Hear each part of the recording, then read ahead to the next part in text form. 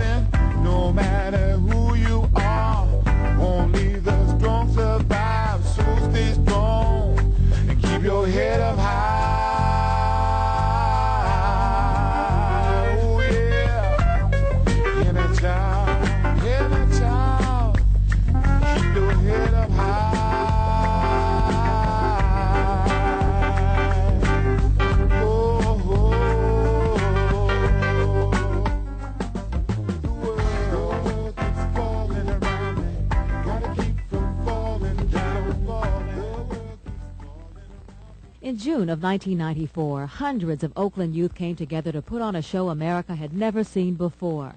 Their stage was a downtown rooftop parking lot above the tough streets below. The parked cars were turned into a theater of teen confidences. You've seen them on TV many times, but you rarely hear them speak. That night, the roof was on fire. The performance was a collaboration of artists and community that became a pioneering model for social change. The Roof is on Fire was an unprecedented success, receiving local and national media coverage and giving teens a public platform to voice their views on the toughest subjects in their lives. If you're going to stereotype a person for a long time, they're going to start acting how you stereotype them. Oh, he black, he killed, you know, he do this, he do that, he do this. Well, if everybody going to focus on that main point in my life, then I might as well do it. I can't get, there's no other way out. I can't be accepted as for who I am and trying to change and portray a certain image because I'm black or because I'm young. I'm a little adolescent. I'm 16 years old. I'm trying to make something of my life, but nobody won't help me, so I got to do it all by myself. The performance attracted the attention of the mayor, public officials from all over America, a live audience of over 1,000 people, and millions of home viewers. I was fascinated by the Roof on Fire because of the application of technology in the media to get across a very, very important message to a larger and broader audience. And I think that message is young people have a lot to say.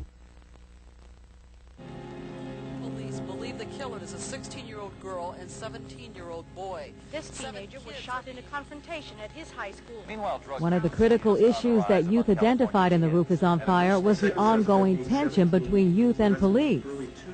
I mean, because I've stopped white people like that before when we had reason to believe they were armed or was a murder suspect or whatever. There's a reason why police do that. Police don't jump out with shotguns because a kid's throwing rocks. I guess most police are intimidated by youth.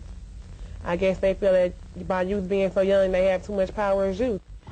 The Youth Police Project was created to respond to this urgency, an opportunity to explore identity and values. The Oakland Chief of Police asked team to apply the approach of The Roof is on Fire to this conflict.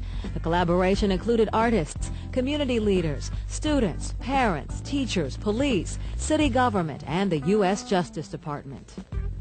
The Community Relations Division of the Oakland Police initiated a series of planning sessions. The youth and police participants raised many issues for examination. Each group listed 5 priorities. The act of listening became their central organizing tool. The project that we are about to see and to witness over the next few minutes is about young people, it's about professional police officers, and it's about proper police planning. Why do everybody I know got a story where they got beat by the police though? Because they lie.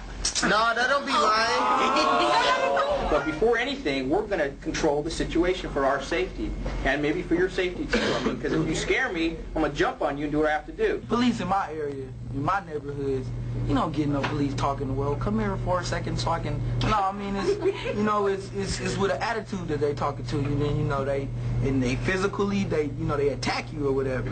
And it's like, I mean, not like attack you, like punch you, beat you down, but now the way they grab you and stuff like that, you can sense it, and, you know, hostility. The issue that I have is that when you try to approach young people, a lot of times if you go and you talk real soft or try to be too kind, they take it as a sign of weakness and will just totally disrespect you, walk away. When officers don't see what they want done, when they want it done, or just for no reason they had a bad day, they will get an attitude. And that's when the problems come in, because for no reason they're just hassling people. They're not just being nice and polite, they're being rude and disrespectful. I don't know who you are.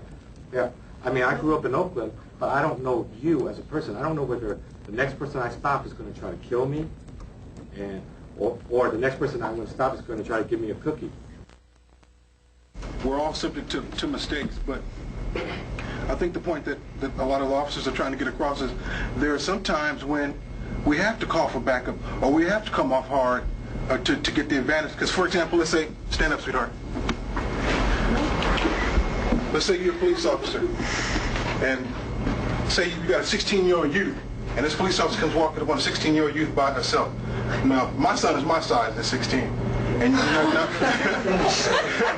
seriously. Now, since she's a police officer, she comes up to Skyline and to tell this young man, I'm going to arrest you. And now this is what we often are confronted with. Not all the time, but often. Now, okay, but you're arresting me. Oh, okay. Yeah. You see, not only have I gained the mental advantage, but I got the physical advantage. She's by herself. She can't handle me. You're not taking me to jail. You better call backup. See? Now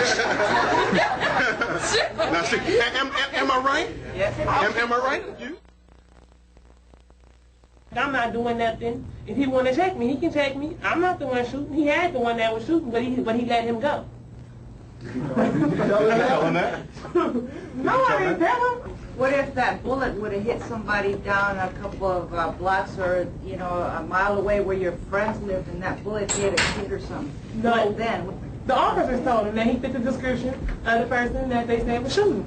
And they still let him go. But the end result was they let him go. Yeah. Because they didn't have enough to arrest him. And you had that information that would have helped solve that whole problem and kept this kid from doing this again, or taking this weapon. But I'm not a snitch. We're like less than 200 people uniformed on the street. And, I mean, we're getting killed out here left and right, okay? And sometimes we're in your neighborhood more than you are. And if you're not willing to do something about it, well, how the hell do you expect us to do something about it? Okay? What she did makes me sick, and we get it all the time. Okay? All the time. Why aren't you police doing something? We can't even get an eyewitness to talk to us. People in jail have outside contact. Something could have been done to me from the inside, from the out, like that. You know what I'm saying? So it goes both ways. It is the fear comes from the lack of trust in the police officers telling whoever snitched. Now, if you'd have went home and picked up the phone and said, hey, I was out at such and such, I don't want to give my name, but I was out there, the boy that they had was the guy that they were looking for, and left it at that, that gives us a place to start. Now we know something. Otherwise, we go into it blind. If no one says anything, all the bad actors, all the gangsters out there, they've got the stronghold. They've got you beat and they've got us beat. Because they've got you scared and they've got us blind because we don't know who they are. So they can